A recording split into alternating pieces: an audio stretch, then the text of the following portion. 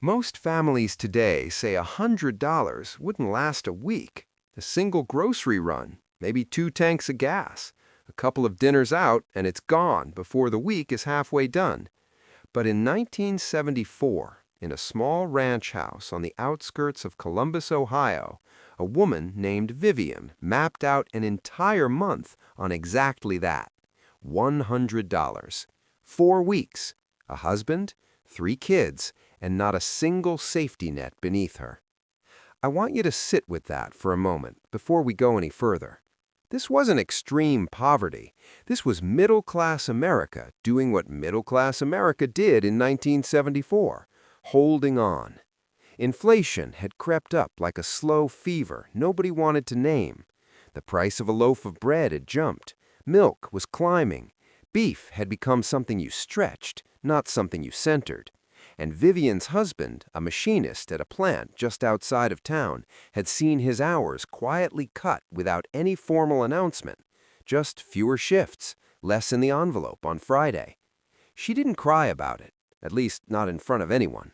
What Vivian did instead was sit down at the kitchen table on the last Sunday of September with a yellow legal pad, a sharpened pencil, and $100 in cash spread flat in front of her like a hand of cards. The kitchen smelled like coffee and the faint metallic chill of autumn coming through a window that never quite sealed right. Her youngest was napping. The older two were outside somewhere. Her husband was watching a game in the other room. And she started writing. No calculator, no app, no financial advice column open beside her. Just her mind, her memory, and the fierce, quiet determination of a woman who had decided that this month, this one, was not going to beat her. She had seen her own mother navigate lean years with a kind of calm that used to puzzle her as a child. Now it made perfect sense. Panic was a luxury. Vivian couldn't afford it. Here's what I want you to understand before we go any further into her story. What Vivian did that October wasn't magic. It wasn't a trick. It wasn't a system she read about somewhere. It was something harder and rarer than either of those things. It was a complete, deliberate reimagining of how a month could be lived. If stories like this remind you that simple living wasn't simple at all, that the women who raised us were quietly carrying weights we never fully saw, you might want to stick around, because this story is just getting started. How did she even begin? The grocery store was a battlefield, and they won. The bell above the door jingled. The scent of fresh bread and floor wax hit you the moment you walked in. The shelves were stacked with Campbell's soup cans, Crisco shortening, and boxes of Jell-O in every color of the rainbow. This was the American grocery store in 1965, and for a housewife on a budget, it was a battlefield. But women like Margaret, a mother of 4 from Ohio, walked in with a secret weapon tucked inside her purse. A handwritten list, a small envelope of clipped coupons, and a memory sharper than any calculator. Margaret never bought anything that wasn't on the list. Never.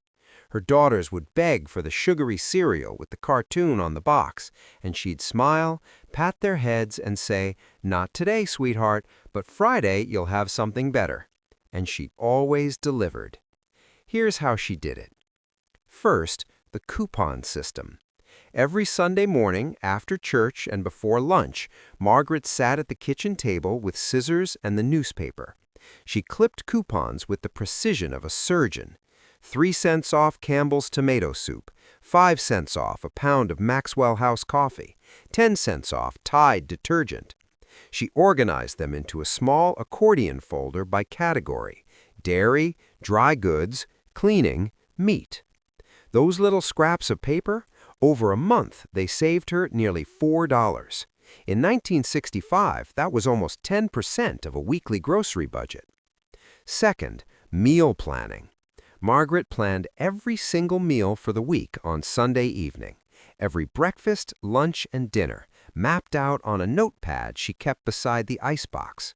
She built meals around what was on sale, not around cravings. pot roast on Monday because beef was marked down, bean soup on Wednesday because it was cheap and filling, tuna casserole on Friday because canned tuna cost 39 cents. Nothing was random. Everything was deliberate. Third, bulk buying the right things. Not everything, just staples that kept well. Flour, sugar, oats, dried beans. She bought the big bag, not the small one, and stored them in metal canisters on the counter, the ones with the painted flowers that looked so cheerful you'd almost forget they represented careful, strategic thinking. And here's the twist that'll make you smile.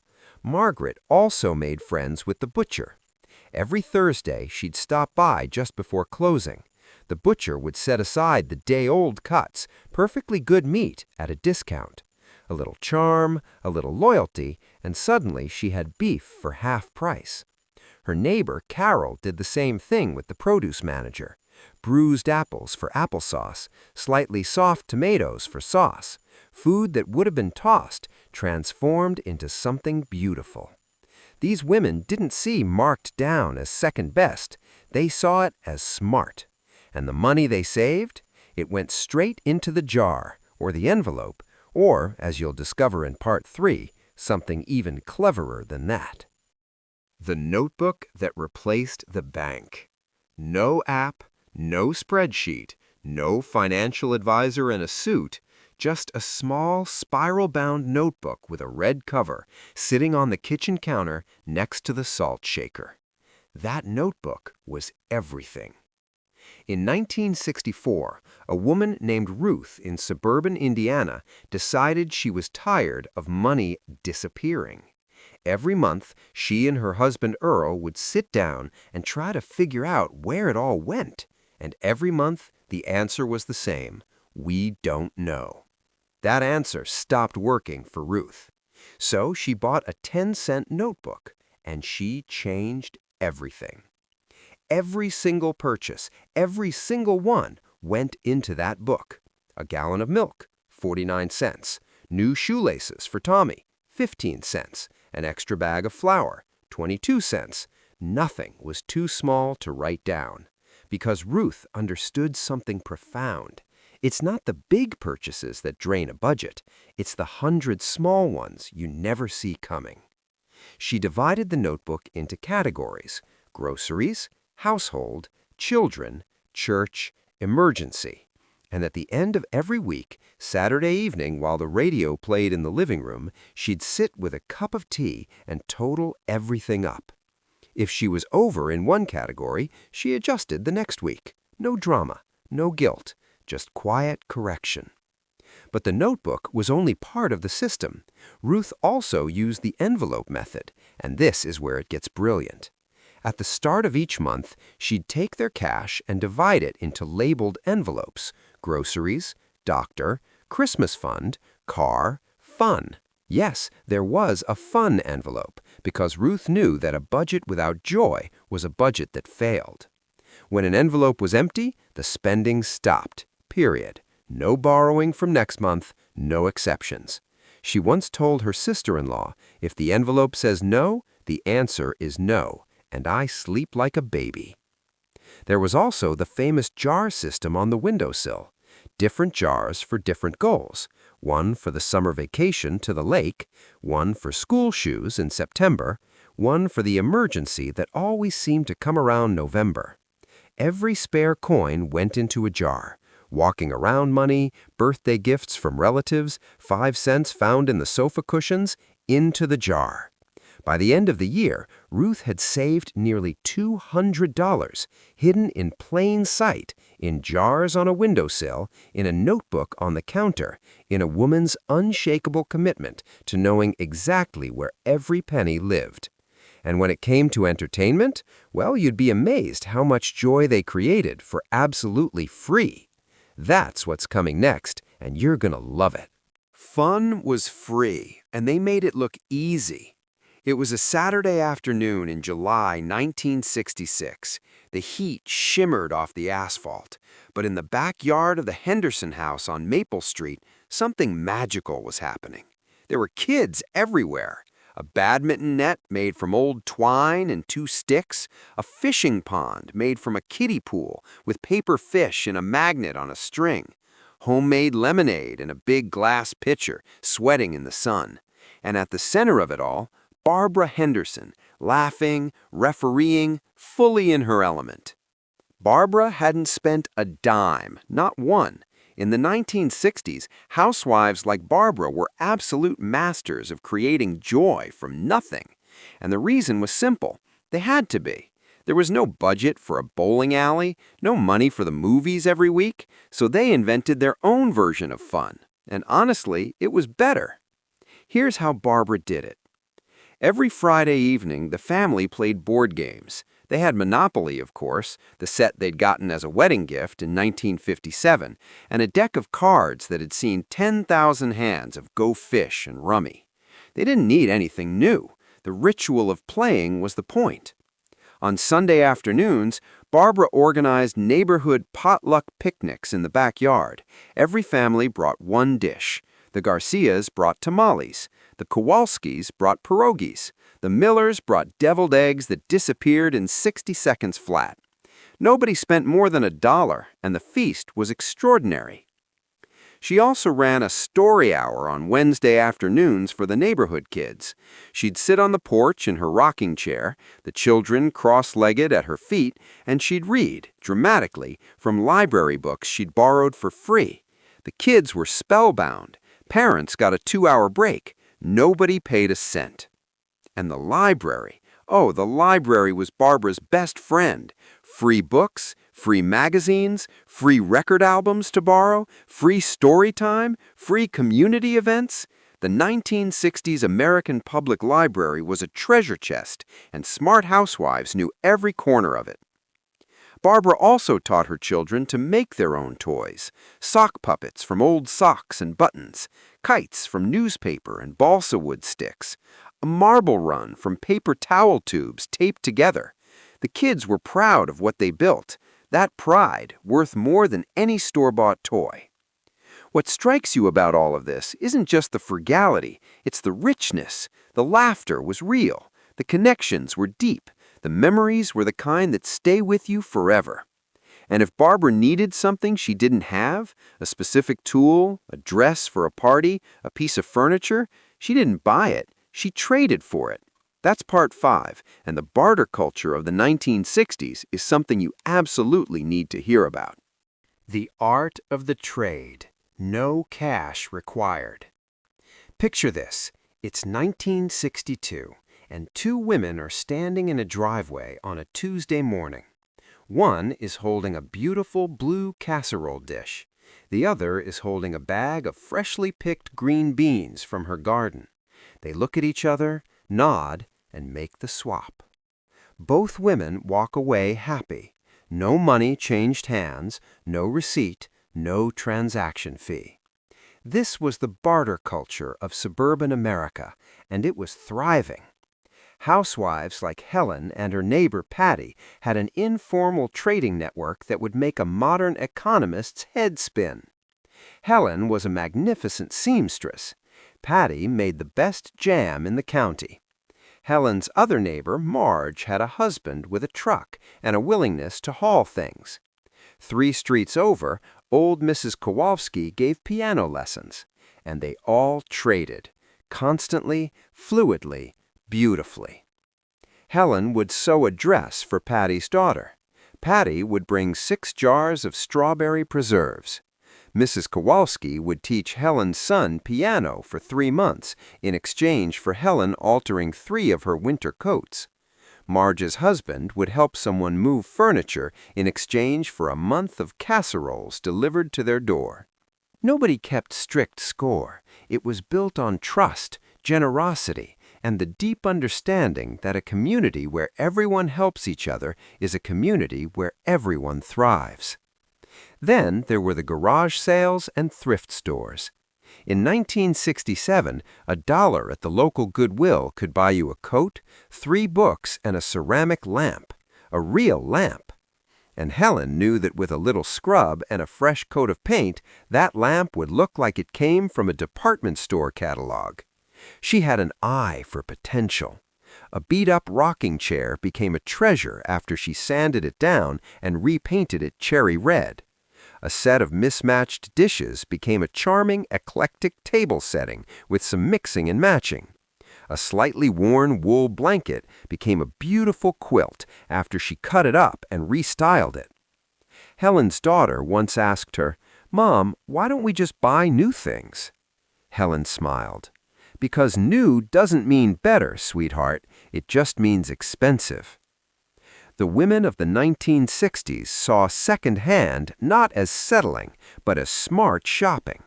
They were the original vintage enthusiasts, the original upcyclers. Long before it was trendy, they were doing it out of pure, practical genius.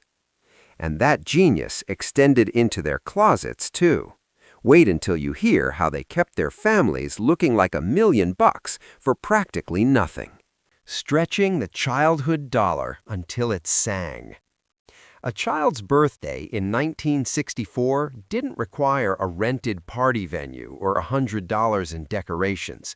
It required a mother like Irene. Irene's daughter, Susie, turned 7 in April of that year, and Irene threw her a birthday party that Susie would remember for the rest of her life.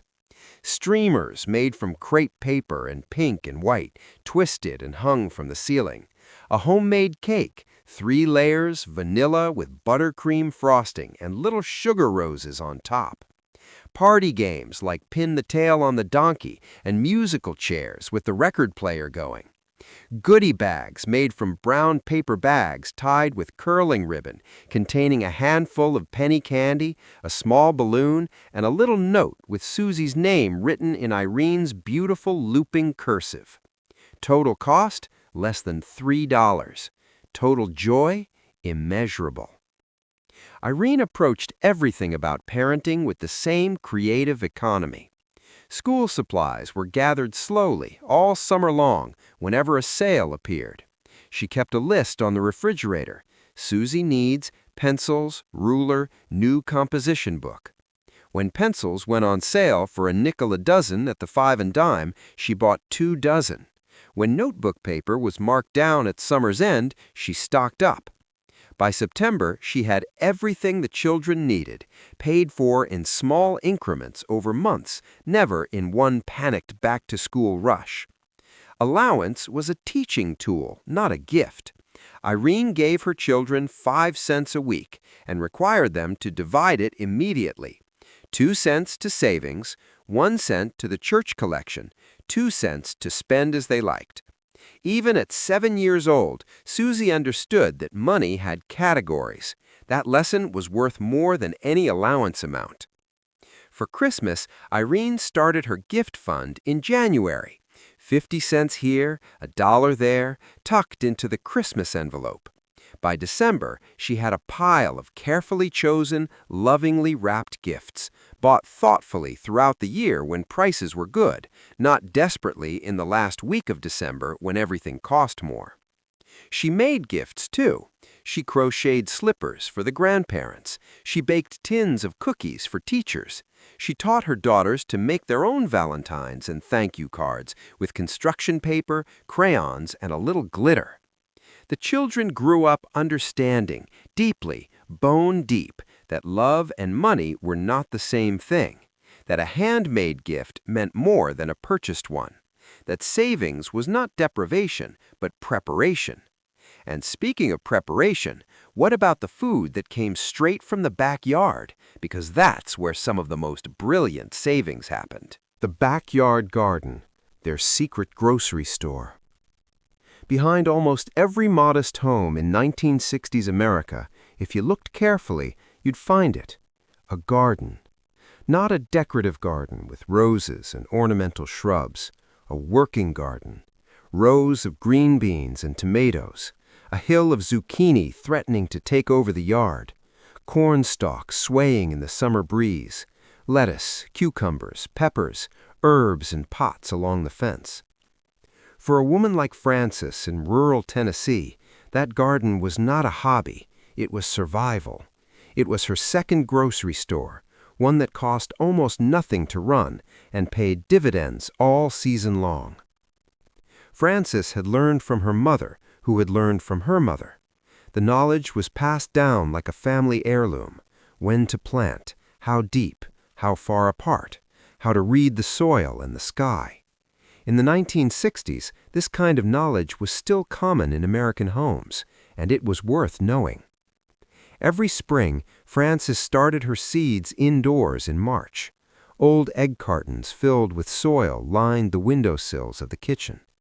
When the last frost passed, she transplanted them outside into rows she'd already prepared by turning the soil with a hand fork. By June, the garden was lush. By July, she couldn't keep up with it, and that was exactly the point. She canned everything she couldn't use fresh. Tomatoes went into mason jars, dozens of them, lined up in the cellar like ruby-colored jewels. Green beans were canned with a bit of salt and stored. Corn was cut from the cob and frozen. Strawberries became jam. Cucumbers became pickles in big crocks on the cellar floor, smelling of dill and vinegar in the most wonderful way. By winter, Frances's cellar was full. When January came and fresh vegetables were expensive or unavailable, Frances's family ate from the summer's abundance. Her grocery bill in winter was a fraction of her neighbor's. She also traded produce. When she had more zucchini than any family could possibly eat, and every gardener knows that moment, she brought bags of it to neighbors in exchange for whatever they had extra. Eggs from the miller's chickens, peaches from the Garcia's tree, herbs from Mrs. Patterson's windowsill pots. Her daughters helped in the garden from the time they could hold a trowel. Frances used it as a classroom. "This is where food comes from," she'd say, "and if you know how to grow it, you'll never go hungry."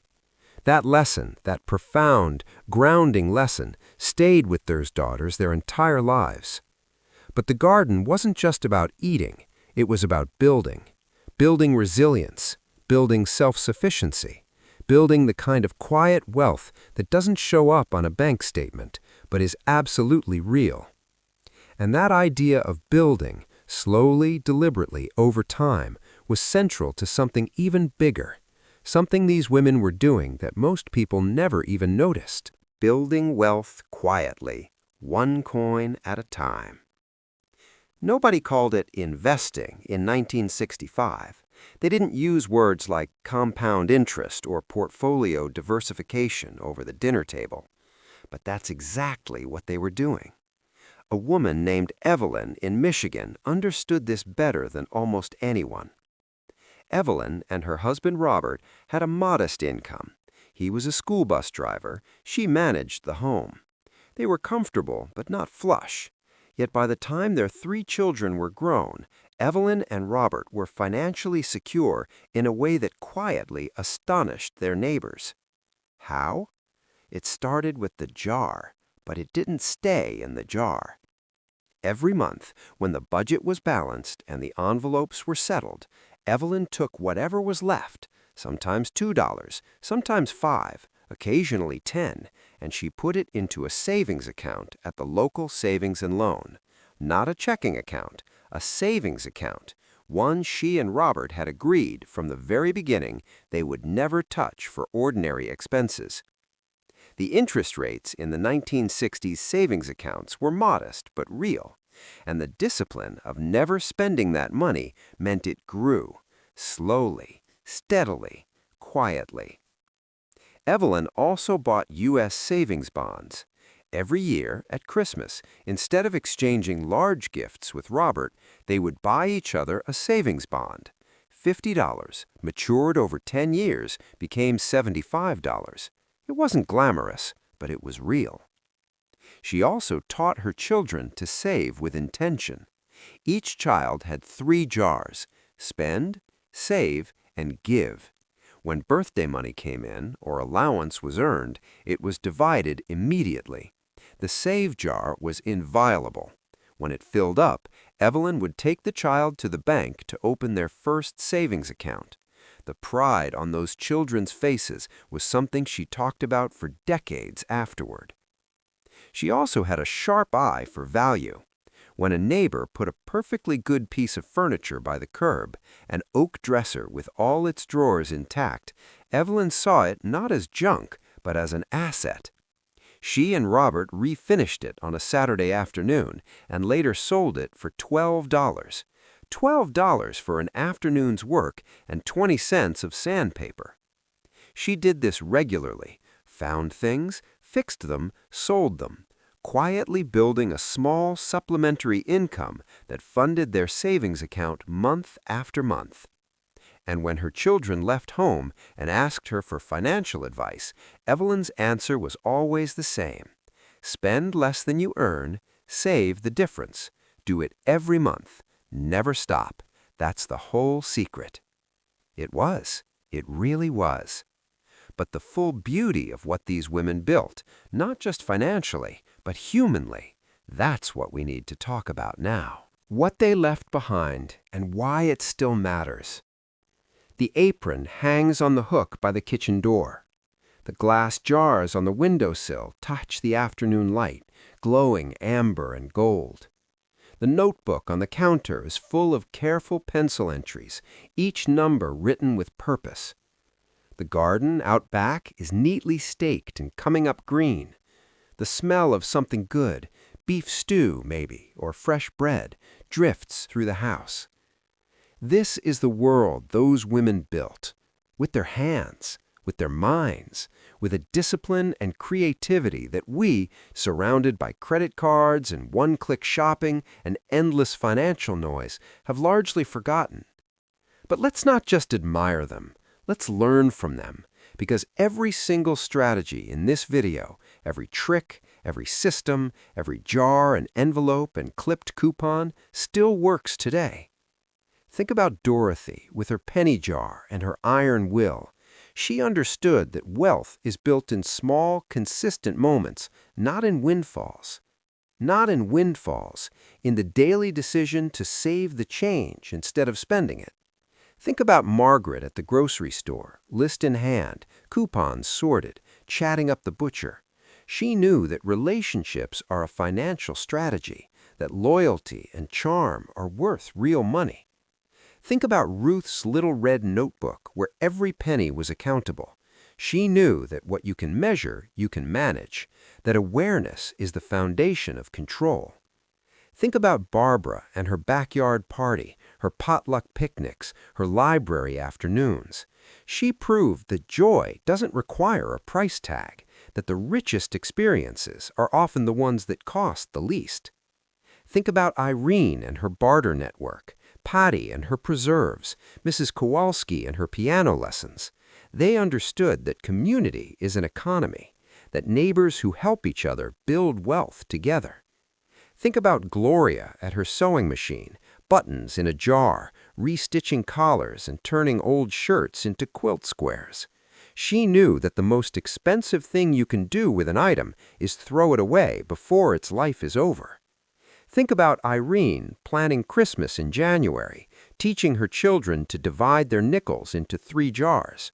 She was raising the next generation of financially wise human beings and doing it through joy and ritual, not lectures. Think about Frances in her garden, canning tomatoes in the August heat, filling the cellar with summer's abundance. She knew that self-sufficiency is wealth, that growing your own food is an act of profound financial intelligence. And think about Evelyn, quietly depositing $5 a month into a savings account nobody touched, buying savings bonds, refinishing furniture on Saturday afternoons. She proved that wealth is not a lottery win. It's a long game, played quietly, with enormous patience and enormous resolve. These women weren't famous. Their names aren't in history books, but their legacy is real. In the families they sustained, in the children they raised, in the financial wisdom they passed down like heirlooms, generation to generation. The world has changed, but human nature hasn't. The principles they lived by, intentionality, creativity, community, patience, and the refusal to spend what you don't have, are as true today as they were in 1965. So the next time you're tempted to swipe without thinking, to buy without budgeting, to spend today what you'll need tomorrow, just close your eyes for a moment. Picture Dorothy at her kitchen counter in her yellow apron. See that jar of pennies catching the sunlight. And remember, she didn't need a credit card to build something that lasted. Neither do you. If this story moved you, share it with someone who needs to hear it. And if you've learned something today, leave a comment below. What's one thing from this video you're going to try? We'd love to know. Thank you for watching.